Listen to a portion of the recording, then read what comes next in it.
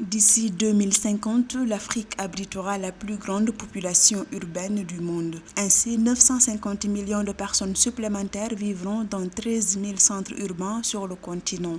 Dans le but de mieux aider les pays africains à promouvoir une urbanisation résiliente au changement climatique, le Fonds nordique de développement a alloué un financement de 6,5 milliards de francs CFA à la Banque africaine de développement pour stimuler le développement des villes africaines dont environ 70% sont très vulnérables au choc climatique.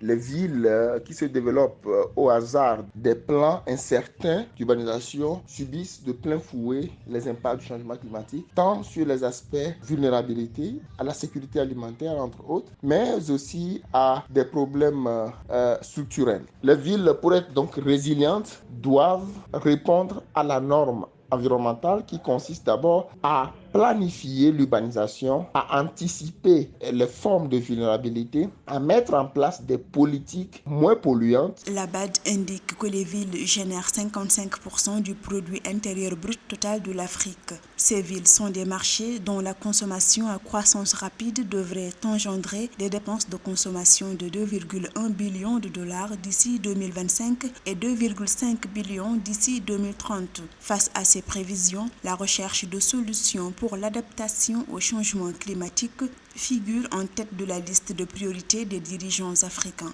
En termes de solutions, il faut donc planifier le développement des villes, prévoir des zones vertes, des circuits de transport, des modèles qui encouragent le transport commun, moins énergivores, verdir les villes, promouvoir des modèles qui favorisent plus l'aération naturelle et qui réduisent la consommation de l'électricité, surtout l'électricité fossile. Je pense à tout ce qui est climatisation, ventilation artificielle. Selon les prévisions, l'Afrique devrait connaître le taux de croissance urbain le plus rapide au monde d'environ 3,2% par an.